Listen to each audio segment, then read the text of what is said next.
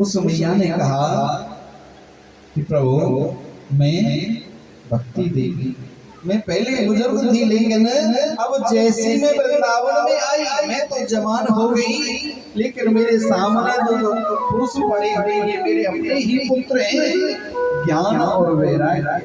प्रभु वृंदावन में आकर के मैं तो जवान हो गई लेकिन ये ज्ञान वैराग्य वृद्ध अवस्था को प्राप्त हो गई। बार बार तो कहा प्रभु आप मेरे इन पुत्रों के कष्ट की निवृत्ति अगर जानते हो तो करिए। बार बार कहा इस ये वृद्ध अवस्था में बड़ा ही कष्ट, देखो कैसे अचेत अवस्था को पड़े हुए हैं। आज नारद जी कहते हैं प्रभु मैंने वेद वेदांत का पाठ किया, गीता जी का पाठ बार बार किया, लेकिन जब तक गीता जी का पाठ वेद वेदांत का पाठ होता तब तक कुछ सचेत होते, अन्यथा फिर अचेत अवस्था को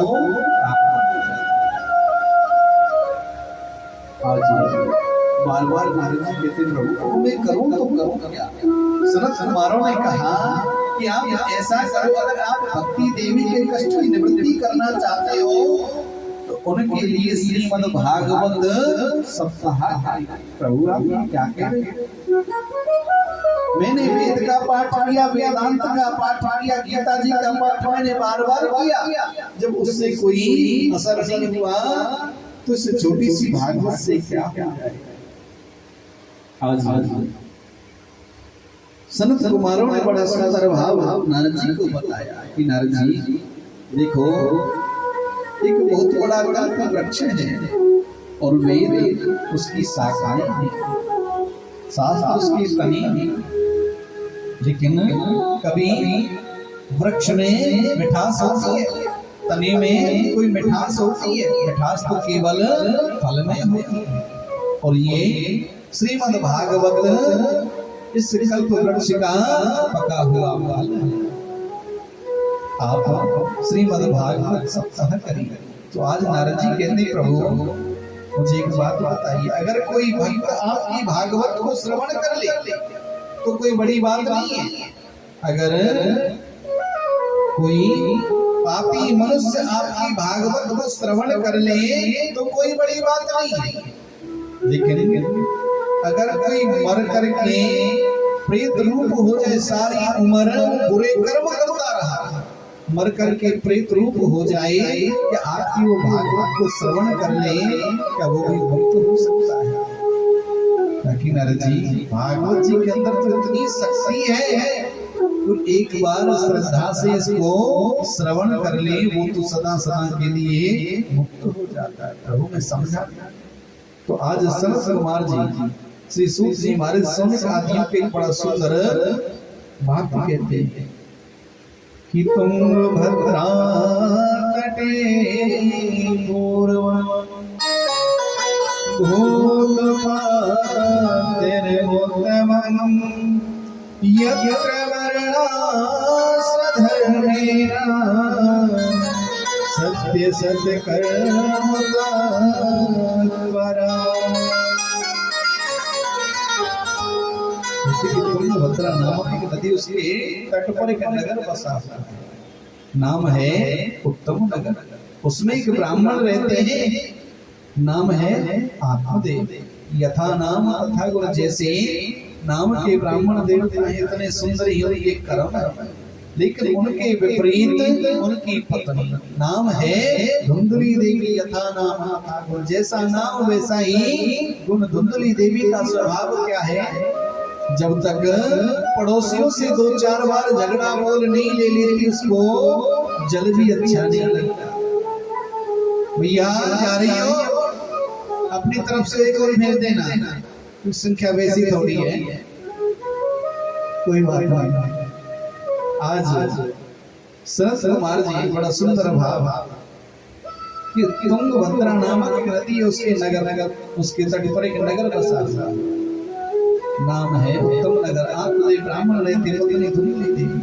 जब तक पड़ोसियों से झगड़ा मोल नहीं ले लेती तब तक उसको चैन नहीं आता। ब्राह्मण देवता यजमानों के घर जाते हैं पूजा पाठ करने के लिए, जैसे शाम को लौट करके आते हैं तो आगे हाथ जोड़ करके खड़ी हो जाती, मानो सती अनुसुईया के बाद एक का नंबर है। पति देव के सामने हाथ जोड़ करके खड़ी हो जाते हैं, कितना सुंदर स्वागत करती। लेकिन मेरे गोविंद कहते कि मुझे छल कपट अच्छा नहीं लगता। रामचरितमानस में तुलसी बाबा ने लिखा है कि निर्मल मन जन सो मोहि पावा, निर्मल मन जन सो मोहि पावा, मोहि कपट छल चित्र न भावा, मोहि कपट छल चित्र न भावा, मोहि कपट छल चित्र न भावा, मोहि कपट छल चित्र न भावा। आज भगवान कहते मुझे छल कपट अच्छा नहीं लगता। एक बार एक कलयुगी मैया थी, और कलयुगी मैया अंदर रसोई में काम कर रही है। उनका छोटा सा बेटा कहते कि बच्चों को कथा में जरूर लाना चाहिए। अब जैसे ही बैल बजाई, मैया ने कहा बेटा देखना कौन है। अब बेटे ने आकर के द्वार खोला, लेकिन बेटा देखता ही रह गया। अरे बेटा कौन है? बेटे के अंदर छल कपट नहीं था, क्योंकि जैसा बच्चा सुनेगा वैसा ही बताएगा। तो आज बच्चा कहता है मैया वही अंकल हैं जिनको आप कहते हैं ना खाने के समय आ जाते हो और मना करते रहते, लेकिन ठूस ठूस करके खाता है। अब तो बेचारा देखता ही रह गया। मेरे मुंह पर कुछ बात और पीठ पीछे कुछ बात, आजकल ऐसा माहौल रह गया है। लेकिन भगवान कहते मुझे छल कपट अच्छा नहीं लगता है। हमेशा धर्म करो, छल कपट किसी के साथ, क्योंकि धर्म हमारी रक्षा करता है। लेकिन आजकल लोग धर्म कम करते हैं, धन की रक्षा ज्यादा करते हैं। धन हमेशा, धन की रक्षा आपको करनी पड़ेगी, लेकिन धर्म हमारी रक्षा करता है।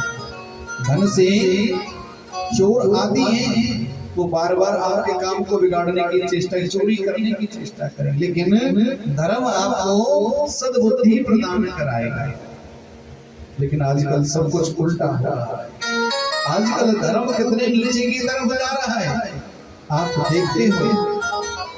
आजकल मंदिरों में घंटी बजाने वाले नहीं, आजकल बेचारे पुजारी जी भी क्या करेंगे।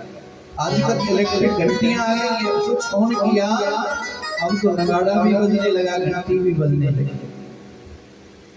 आजकल अपने धर्म को बचा लीजिए, नहीं तो वो समय आ जाएगा आप घर से बाहर नहीं निकल पाओगे। जैसे मैं किसी धर्म को बुरा नहीं कहता, लेकिन थोड़े से लालच के ऊपर लोग जब धर्म परिवर्तन कर लेते हैं, कहते कि अपने धर्म में तो भूखा मर जाना ठीक है, दूसरे धर्म को अपनाने के।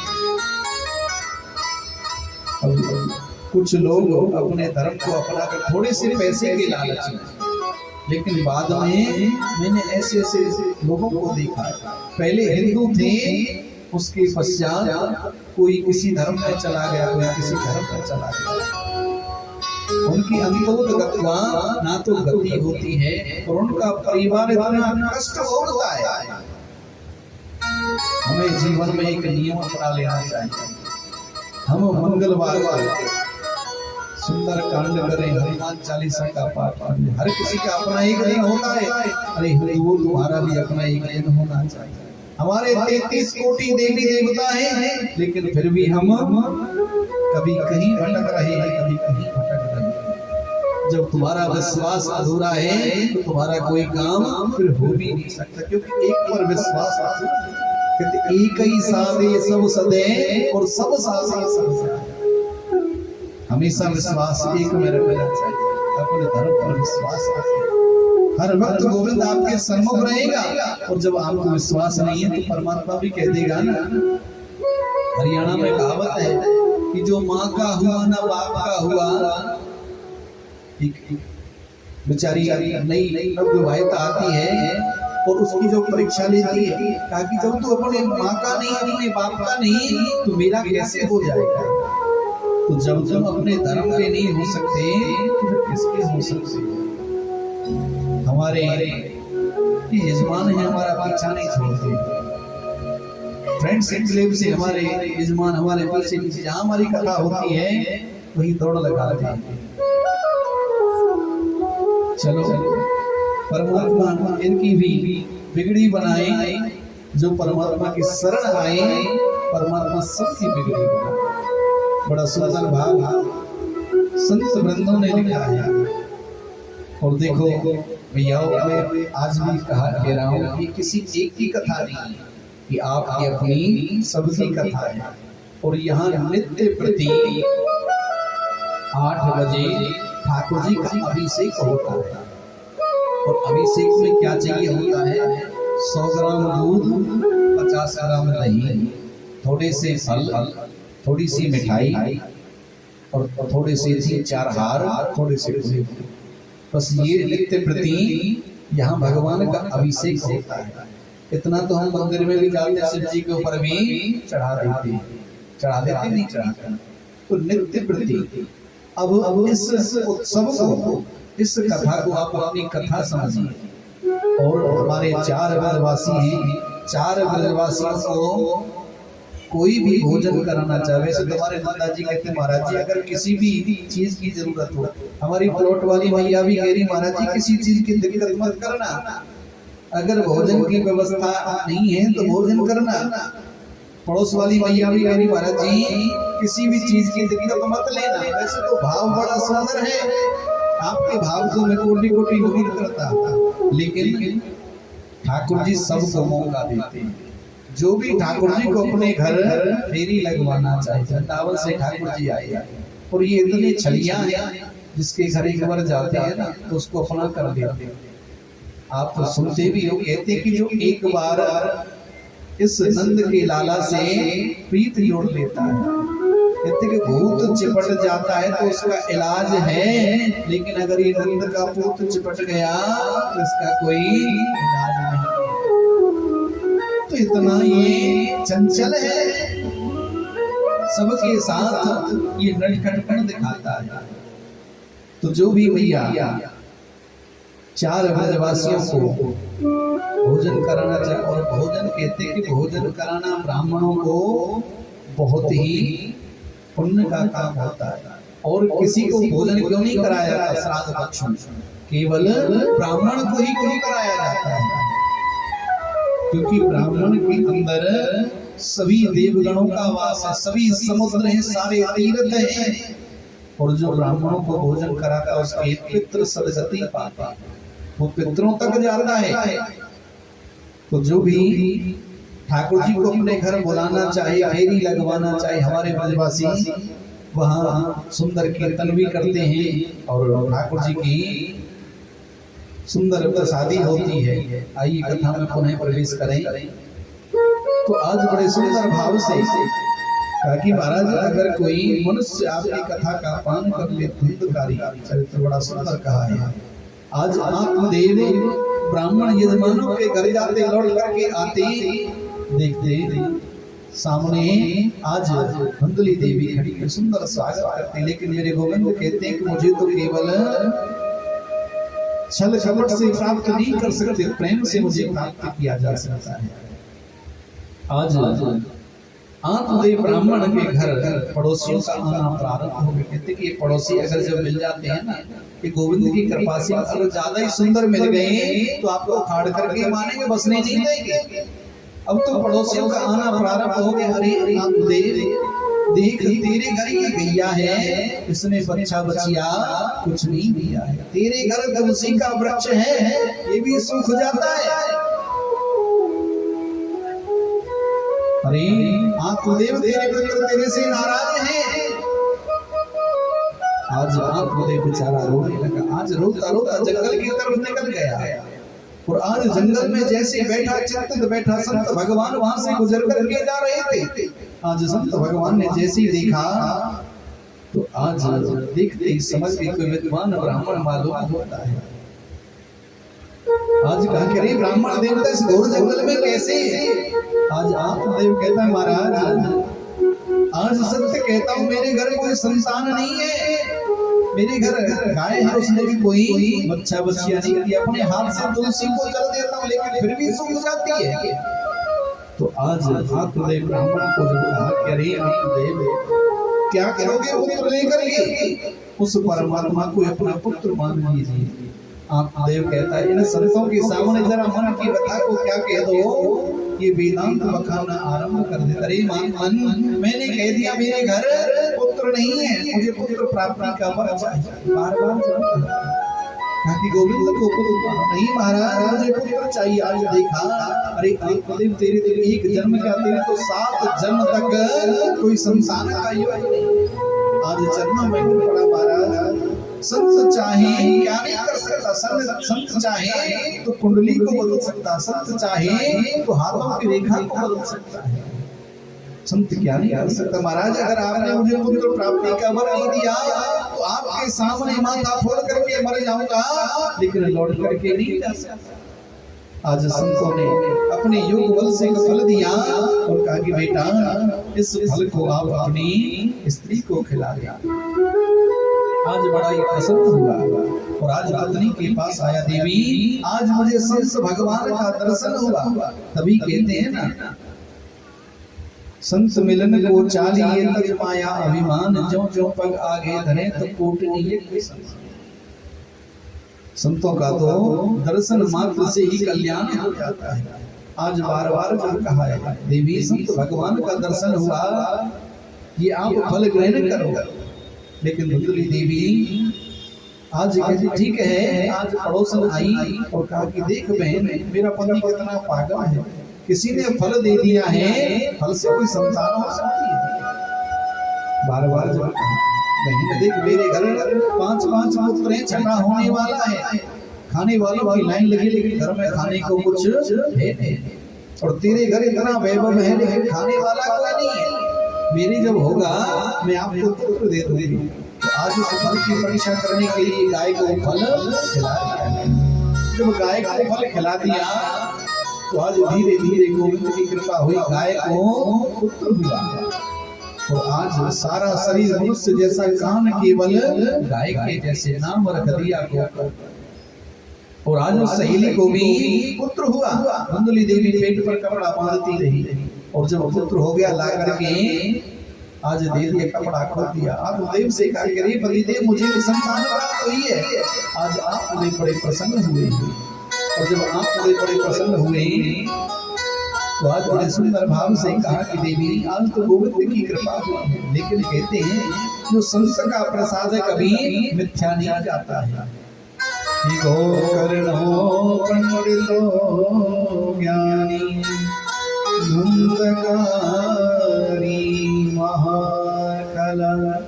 गोकर्ण जी महाराज महाज्ञानी हो गई और जो धुंधकारी था वो महानखल हो गया। आज धीरे धीरे जब समय व्यतीत हो गया, इधर गोकर्ण जी महाराज जंगल की तरफ चले गए। गोकर्ण जब जंगल की तरफ चले गए, धुंधकारी कुछ बड़ा हुआ, बिगड़ना प्रारंभ हो गया। सबसे पहले कहते हैं माँ का दायित्व तो बनता है वो पुत्र को सुंदर उपदेश करे, सुंदर शिक्षा दे, लेकिन यही गलती हमसे हो जाती है। शास्त्र का नियम है लाली तो 5 वर्षानी 10 वर्षानी आड़ीत प्राप्ते तो 16 वर्षे पुत्रं मित्रं वदाचरे।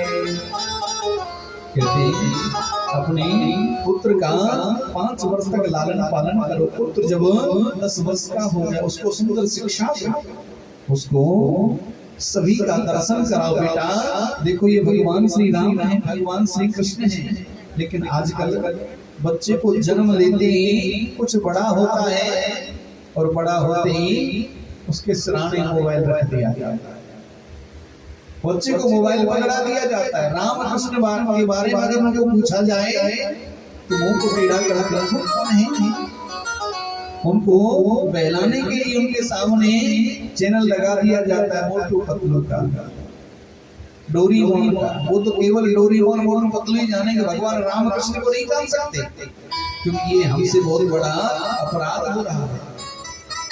ये हमारा कर्म बनता है, दायित्व बनता है कि बच्चे को सुंदर संस्कार दें। और फिर कहते हैं कि बच्चा बुढ़ापे में हमारी सेवा नहीं करता। जब बच्चे को सुंदर संस्कार नहीं दे पाएंगे तो बुढ़ापे आपकी सेवा नहीं करेगा। आज धुंधकारी बिगड़ना प्रारंभ हो गया। बड़ा हुआ, गोली गलची आदि खेलने लगा, ताश पत्ते आदि खेलने लगा, मदिरा पान करने लगा, घर से पैसे ले जाने लगा।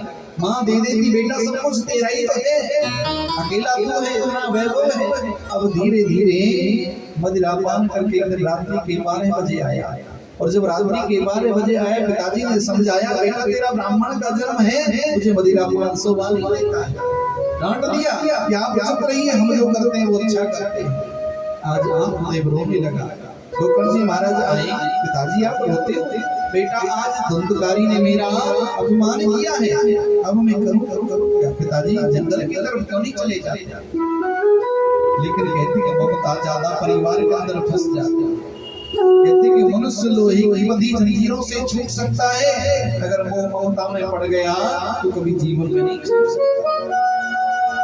हम ये ममता बंधन का कारण है, इस बंधन से मुक्त हो जाइए। आज बार बार जब कहा और आज धुंधकारी माता पिता को डांटने लगा। पिताजी रो रहे धुंधकारी आज स्वतंत्र हो गया। गोकर्ण जी महाराज ने समझाया, पिताजी आप जंगल की तरफ क्यों नहीं चले जाते? मान सम्मान तो केवल इस शरीर का होता है, आत्मा का कोई मान सम्मान नहीं होता है। आज बड़े सुंदर भाव से आप देव जंगल की तरफ चले गए। गोकर्ण जी महाराज जंगल की तरफ चले गए। माँ अकेली रह गई, माँ को मारता पीटता, पैसे ले जाता, बर्तन आदि तक बेच डाले, तो घर में कुछ नहीं रहा। तो आज माँ ने इस कष्ट को सहन नहीं कर पाई और कुएं में गिर करके अपना प्राणांत कर लिया। और जब प्राणांत कर लिया,